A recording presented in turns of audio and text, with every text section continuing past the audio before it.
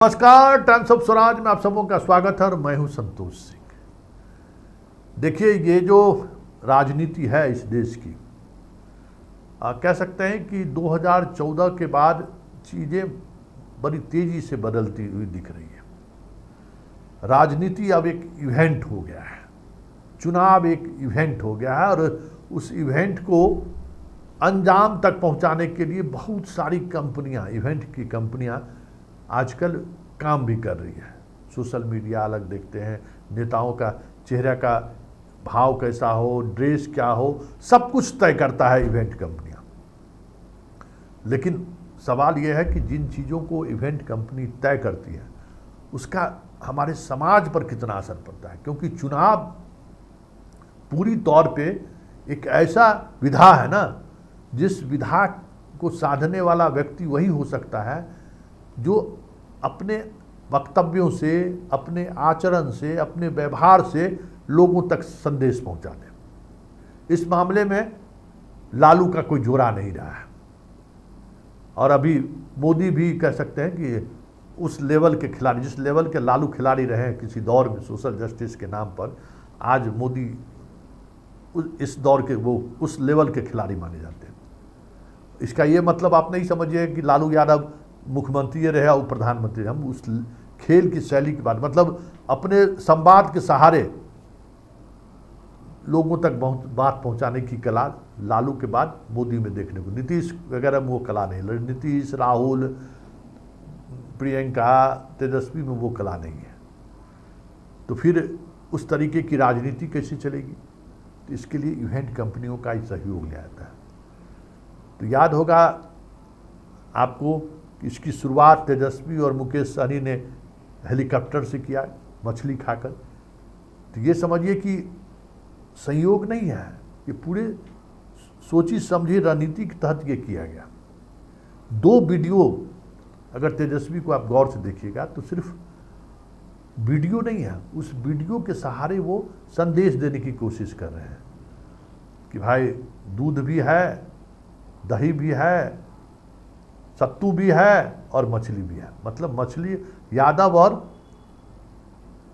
सहनी को एक साथ हम लोग ला रहे हैं। खाने में भी हम लोग एक दूसरे के टेस्ट का ख्याल कर रहे हैं, एक दूसरे का खाना भी, व्यंजन भी हम खा रहे हैं, शेयर कर रहे हैं। एक ये भी मैसेज हुआ। दूसरा उसने मैसेज दिया था कि लड़ाई किस तरीके की है, जनता लड़ रही है।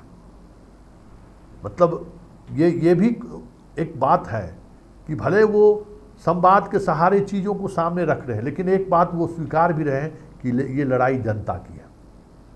और उस दोनों संवाद के सहारे कहीं न कहीं बिहार के उस जनता को साधने की इसने कोशिश की है, जो जनता वोट के उस मुहाने पर खड़ा है, जो तय नहीं कर पा रहा है कि हमें करना क्या चाहिए।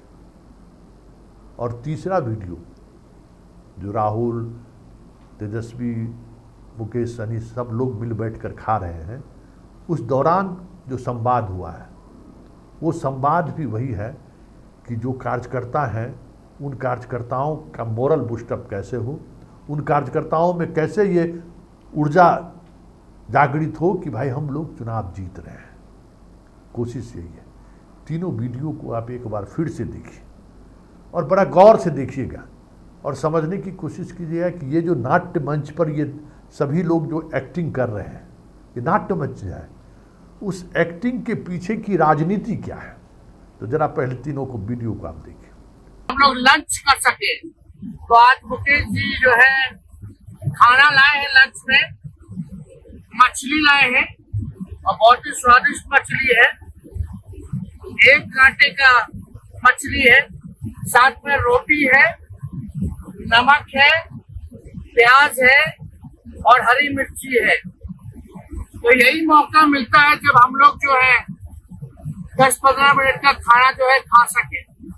और पूरे दिन भर से हम लोग प्रचार में लगे रहते हैं। तो मुकेश जी को हम धन्यवाद देते हैं कि मछली खिलाया आज इन्होंने। मछली कौन सा है, मछली कौन सा खा रही बताएंगे? नमस्कार साथियों, ये मछली जो है खास करके मिथिलांचल में कोसी में पाया जाता है, इसका नाम है चेचरा और मजबूती से हम लोग प्रचार कर रहे हैं। और वही थोड़ा सा समय मिलता तो वही हम लोग का लंच हेलीकॉप्टर पे ही हो जा रहा है। और प्याज, मछली और मिर्ची ये सारी चीज, नमक है, सारी चीज हम लोग खा रहे हैं। और खास करके ये वीडियो खास करके हमारे छोटे भाई तेजस्वी जी का और हमारा देखने के बाद कुछ लोगों को बहुत मिर्ची लगेगा, तो वो कृपया करके उसको मिर्ची ना लगे, वो मिर्ची हम लोग से मांग दे। और निश्चित तौर पे हम लोग मजबूती से लड़ाई लड़ रहे हैं, सामाजिक न्याय के लिए लड़ाई लड़ रहे हैं। और आने वाला समय में निश्चित तौर पे हमारे बिहार में बेहतर प्रदर्शन रहेगा और हमारी उम्मीद है कि 40 से 40 सीटों को जीतेंगे मजबूती से। तो जैसे मुकेश जी ने बताया, चिचिरा मछली जो है वो है, और ये चिचिरा मछली जो है कोसी के इलाके में मिलता है, लेकिन बहुत गर्मी है, लू है, तो इसके लिए भी हम लोग जो है मट्ठा और ये आपका बेल का जूस ये वाटरमेलन और ये तरबूज का जूस और ये सत्तू, मट्ठा, बेल का जूस जो है हम लोग जो है लेके चलते ताकि लू ना लगे। कर लिया है नॉर्थ ईस्ट में ये है ही नहीं, साउथ में है ही नहीं, उत्तर प्रदेश में भी अभी रिपोर्ट आ रहा है। इस बार देखिएगा, जनता आगे वो हटाना चाहता है भाजपा को। ये अब नफरत बहुत हो गया ना, लोग ज्यादा दिन नहीं चलता, सिर्फ इनका जो एजेंडा जो है लड़वाना, दंगा फसाद से नहीं चलता ज्यादा। लोग समझदार हैं, लेकिन कोई बार देखिएगा जो भीड़ आ रहा है, इतना गर्मी कितना 40 से ऊपर 45 डिग्री सेल्सियस से 43 डिग्री, इतना लोग आ रहे हैं, बैरिकेड तोड़ रहे हैं। तो कदम हुआ था, आप देखे कल हमारा यूपी से भी आया, वहाँ पे भी 35 से 40 से मैक्सिमम भाजपा वाला पहुँचेगा। तो उत्तर प्रदेश में भाजपा का रुक गया है। आप बिहार में यूपी से जो हमको जो खबरें आ रही है, जो पत्रकारों से बात हो रही है, कई अधिकारियों से बात हो रही है, कई जो बुद्धिजीवी लोग हैं अलग अलग जगह, खासतौर पर यूपी, जो लोग कहते थे यूपी वन साइडेड है, इस बार यूपी में लड़ाई हो गया है।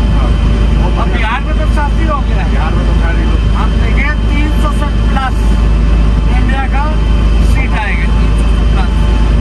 अब ये 325 हो, 330 हो, लेकिन हम लोग 300 प्लस।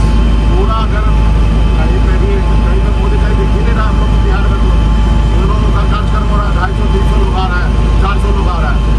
हम लोगों को दर्शक तो उससे ज्यादा आदमी रहता है। वोटिंग जो पोल आउट हो रहा है। सानी जी, आपका मछली का कांटा लगा मोदी जी को, सब कुछ कंट्रोल करना चाहता है ना। हाँ, क्या खाते हो, क्या बोलते हो, क्या पीते हो, यही तो इनका सिस्टम यही बस है। यही बात कर रहे हैं, लेकिन इन्होंने 10 साल में जो काम किया उसका एक भी जिक्र नहीं करते हैं। तो बिहार के चुनाव में आपको क्या लग रहा है? शुरू से मैं कहता रहा हूँ चौंकाने वाला रिजल्ट आएगा। लोग काम देखना चाहते हैं। पिछली बार आए थे तो 3-4 जगह गए थे जहाँ शुगर मिल था, मिल के बारे में बात की, ना इधर चीनी की बात की, कुछ नहीं। तो पीपल समझ चुके हैं कि मोदी जी झूठ बहुत बोलते हैं, नॉन स्टॉप झूठ बोलते हैं, नेचुरली, बिल्कुल बिना झिझक के, कंफर्टेबली, और बिना सोचे समझे बोलते वो हैं। कुछ भी बोल सकते हैं। ये जो कह रहे हैं कि मैं भगवान का काम करता हूँ, ये नर्वसनेस है। इस बार तो मतलब बिहार आकर के वो मतलब कुछ भी नहीं कह रहे हैं। मतलब आखिर आप तीसरी बार मौका मांग रहे हैं, तो आप अपना तीसरी बार के लिए आप विजन भी नहीं बता रहे कि आखिर आप क्या करना चाह रहे हैं। वो वादे भी नहीं रिपीट कर रहे हैं जो उन्होंने 14 और 19 में किया था। नहीं। प्रधानमंत्री 2 बार हो चुके, Plain 10 rice. साल, and he doesn't even know कि जिला का कैपिटल नहीं होता है। अगर ये मैं या आप कह देते 24 घंटा चलता है मीडिया पे, पूरा, इसमें मीडिया के लोगों ने भी कमाल किया। टोटली बाद में ये मीडिया वाले आके बोलते नहीं, उनका कहने का मतलब कैपिटल ही हेडक्वार्टर था। एकदम थोड़ा सा दीजिए। तो how they support, how they defend. And आपने देखा जाति जनगणना की जब मैंने बात उठाई तो फिर कहते हैं कोई जाति नहीं होती हिंदुस्तान में, बस 2 ही है। उससे पहले वो ओबीसी थे। इस बार बिहार आए तो वो नाम गिना रहे जातियों के। अच्छा, जातिवादी नहीं है तो आखिर मध्य प्रदेश के चीफ मिनिस्टर को फिर अलग से मनेर अलग। क्यों भेज रहे हैं? द बेस्ट पार्ट जो हमने 75% जो आरक्षण बढ़ाया बिहार में, जिसमें कि EWS एज इट इज 10% और पिछड़ों का, अति पिछड़ों का, OBC, EBC, SC and ST, आदिवासी और दलितों का जो बढ़ाया। ऊपर से दीजिए। उसके बाद हमारे कैबिनेट ने प्रपोजल भेजा गवर्नमेंट ऑफ इंडिया को कि इसको शेड्यूल 9 में कर दो, अब तक नहीं किया। और कहते हैं कि आरक्षण जो है ये लोग खत्म करना चाहते हैं। मुझे नहीं लगता कि इस बार 150 सीटें भी वो लोग लाने जा रहे हैं, क्योंकि मैं भी चुनाव लड़ी हूँ, बट इस बार जो मूवमेंट है पब्लिक का वो बहुत अलग है। और यंगस्टर्स में, यूथ में बहुत ज़्यादा है, बस यंगस्टर्स ही काफ़ी एग्रेसिव हैं वो लोग। इन्होंने 10 साल से वादे किए, 17 वर्षों से यहाँ पे नीतीश कुमार जी हैं, इतने बल्क में कभी वैकेंसियाँ नहीं निकली। आप लोग 2020 का चुनाव को अगर याद करें तो तेजस्वी ने जो वादा किया था, तो एक तरफ से जो 5 लाख सरकारी नौकरी मिला है, तो जो यूथ है वो उसमें बहुत ज़्यादा विश्वास और एक उमंग, जो कहते हैं ना, एक्साइटेड है बहुत ज़्यादा। उसको लगता है कि इंडिया गठबंधन की सरकार बनेगी तो सिर्फ हम ही पे फोकस होगा। वो लोग खुद से आगे आके बोलते हैं कि दीदी अग्निवीर पे जरूर बोलिएगा, अग्निवीर को जरूर ख़त्म करिएगा आपकी सरकार आते हैं। और 2 चीज़ों पे आप लोग सिर्फ ध्यान दीजिए, एक बेरोजगारी पे कि लोगों को जॉब्स मिले, और दूसरा महंगाई पे। देश की जनता मोदी जी को भगा रही है फटाफट फटाफट फटाफट। खाना इनका टॉप क्वालिटी का रहता है, टॉप क्वालिटी का रहता है।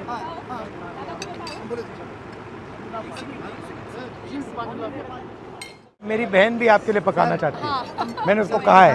आपके घर से ही दूर आता है। राहुल जी 2 बार मटन खा बता दीजिए। अब हमें खिलाना पड़ेगा। Now it's my turn, my sisters and my turn to invite them. चले। तो आपने देख लिया, आप भी सोचिए कि इस नाट मंच पर ये सारे कलाकार जो अपने अपने तय संवाद के सहारे अपनी बातों को रख रहे हैं, उसके पीछे की राजनीति क्या है? उसके पीछे की राजनीति यही है कि हम देश को, हम बिहार को ये दिखाना चाहते हैं कि मोदी बहुत कमज़ोर हो चुके हैं। हम ये दिखाना चाहते हैं कि अब हम लोगों के बीच का रिश्ता इस तरीके का हो गया है कि अब इस रिश्ते में अब डिनर डिप्लोमेसी भी हो गया। मतलब हम खाते हुए भी राजनीति कर रहे हैं, हम सब लोग मिलकर साथ खा रहे हैं। मतलब स्वाभाविक तौर पर सिर्फ मंच से ही भाषण नहीं दे रहे हैं, अब हम लोग डाइनिंग टेबल पर बैठकर सियासत की बात भी कर रहे हैं। मतलब हम लोग सब परिवार हैं, ये भी संकेत देने की कोशिश है। अब इन संकेत का क्या असर होगा ये तो 4 तारीख को पता चलेगा, लेकिन ये डिनर डिप्लोमेसी कहें या डिनर पॉलिटिक्स कहें, ये जो एक नई तरीके की सियासत आपको चुनाव के दौरान देखने को मिल रहा है, उसे समझने की ज़रूरत है।